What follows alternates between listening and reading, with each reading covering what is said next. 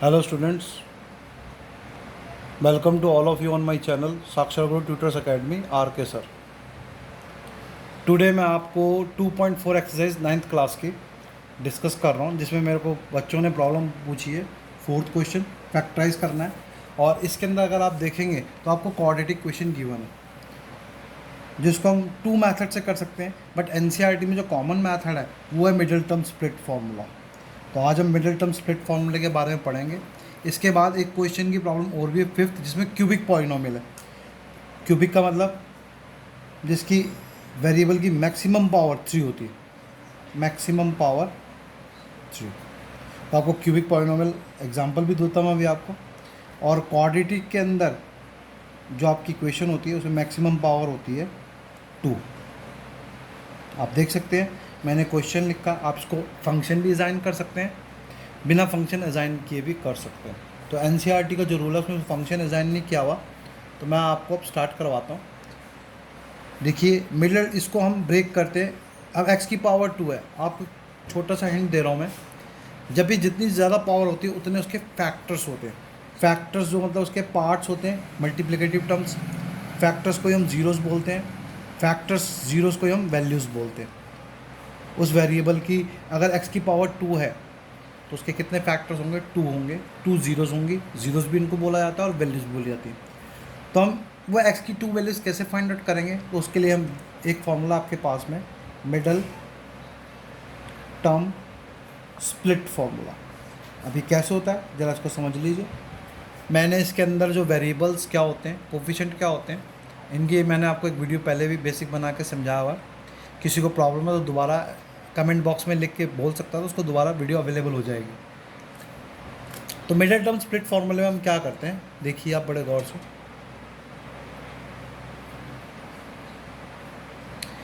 अगर आप गौर से देखो उसमें 3 टर्म्स हैं।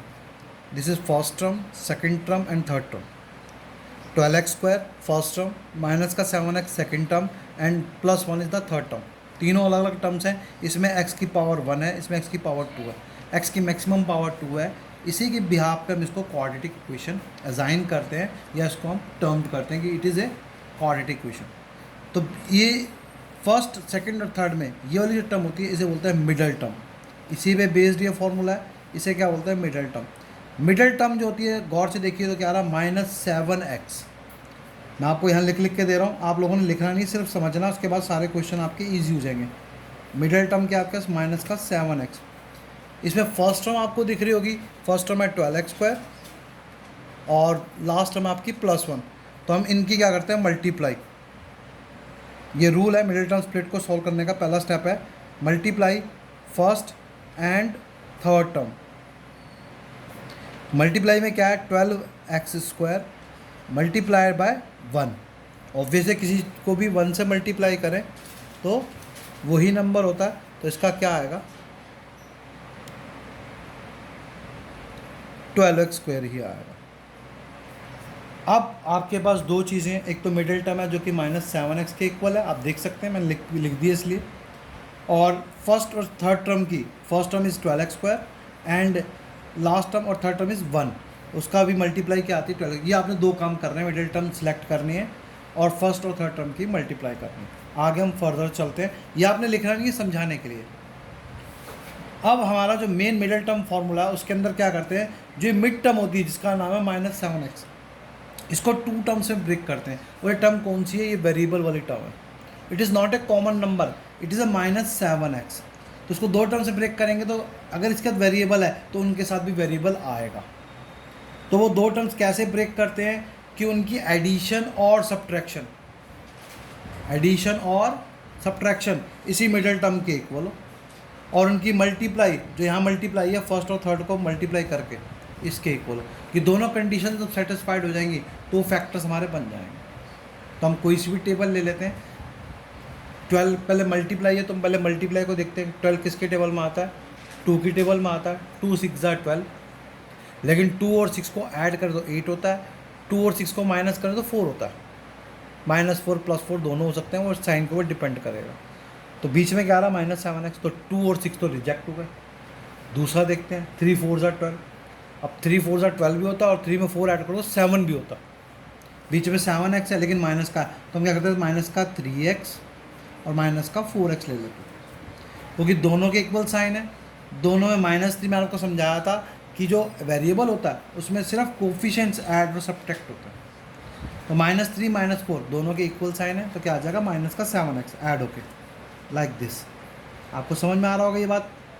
और इनकी मल्टीप्लाई करता हूँ, देखो -7x आ गया, -3x मल्टीप्लाइड बाय -4x, तो माइनस से माइनस कट गई, जो कि मल्टीप्लाई का रूल है। माइनस जो है पेयर में कट जाती है, and the answer become 12x²। इसके इक्वल आ गया, मतलब बिल्कुल सेटिस्फाइड। हमने क्या लेना है, now we are going to start the solving of this question. तो 12x² माइनस का 7x, एक बार फिर लिख रहा हूँ आपके सामने क्वेश्चन, आगे सॉल्व कर रहा हूँ। मिडिल टर्म किस में स्प्लिट हुई, 12x² माइनस का 4x लिखो या 3x लिखो, ये आपका डिपेंड करता है। मैं बड़ा ले लेता हूँ, -4x -3x +1। सिर्फ मिडिल टर्म को आपने दो टर्म्स में तोड़ना, साइन भी सेटिस्फाइड होने चाहिए, मल्टीप्लाई भी सेटिस्फाइड होनी चाहिए। करके देख लीजिए, माइनस से माइनस कट गया। फिर दोबारा बता रहा हूँ, 4 3 12 x basis same power at x²। ये सिखा रखा मल्टीप्लाई का, इसके लिए भी एक अलग से वीडियो है, आप चाहो तो समझ सकते हो वहाँ से भी, नहीं तो नहीं मिलती आपको, आप मुझे कमेंट बॉक्स में डालिए, मैं आपको भेज दूँगा। टेंशन नहीं लेने का। अब मैथ्स मुश्किल नहीं होनी चाहिए, याद से आप प्लेज ले लीजिए कि आज के बाद हम मैथ्स में प्रैक्टिस करेंगे, और मैथ्स जो है it will not become a difficult one, it must be a easier one. चलिए स्टूडेंट आगे चलते हैं विदाउट वेस्टिंग आवर टाइम। अब पहले जो दो नंबर हैं इनको पेयर बनाते हैं, रिमेनिंग को हम छोड़ देते हैं। तो इनमें से कॉमन निकलता है, मुझे दिख रहा है x की पावर 2 है, x की पावर 1 है, तो एक x में बाहर मिनिमम पावर बाहर आती है। 12 है, 4 की टेबल है, 4 ले लेते बाहर, 4 3 12, तो 4x, ये मल्टीप्लाई नहीं है, this is x, 3x 4 × 3 12 x²। यहाँ से निकल गया, सिर्फ बच गया 1, क्योंकि 4x × -1 माइनस का 4x, जो यहाँ ब्रैकेट आती है यहाँ पे सॉल्व एज इट इज़ हम लिख देते हैं, इट इज़ अ रूल। यहाँ पे एक ऐसा नंबर लेते हैं जो विथ साइन इस रिमेनिंग से मल्टीप्लाई करके जो रिमेनिंग दो टर्म्स बची हुई इसको इक्वल कर, मुझे दिख रहा है यहाँ पे माइनस का 3, यहाँ पे प्लस का 3 है, x माइनस का 3x प्लस का 3x प्लस का, मतलब यहाँ पर क्या चीज़ की कमी है, लैक है, -1 की। इसको इंटू करूँगा तो ये आ जाएगा। इतनी बात समझ में आ गई, या दोबारा समझाऊँ। इनमें से कॉमन नंबर और वेरिएबल दोनों निकालते हैं, ये यहाँ रिपीट आती है, और यहाँ ऐसा नंबर लेते हैं जो रिमेनिंग आपकी ब्रैकेट आ रही है, जो रिमेनिंग पेयर बच रहा है वो उसको मल्टीप्लाई करने पे आ जाए। तो यहाँ पे साइन लगाना ज़रूरी है आपको, साइन नहीं लगाएंगे तो सारा मल्टीप्लाई होगा, जो कि गलत है। आप कॉमन निकाल रहे हैं। अब ये जो दो रिपीटेड थी इनको एक बार ही लिखिए ब्रैकेट्स को, 3x में, और बाहर क्या था 4x - 1। ये अब आपके क्या बन गए, फैक्टर्स बन गए।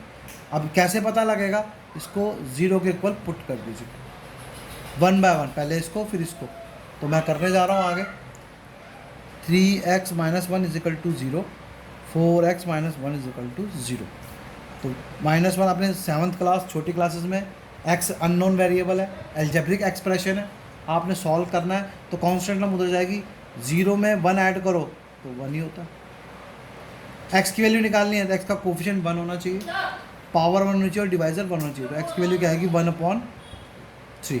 इधर क्या आएगा, x की वैल्यू 1/4, ये माइनस का 1 जाके प्लस का 1, और 4 डिवाइड में आएगी, 4x का मतलब है 4 × x जो डिवाइड में जाता है। तो x की दो वैल्यू आ रही है आपके पास में, दो ही फैक्टर थे, x की वैल्यू 1/3 और x की वैल्यू 1/4।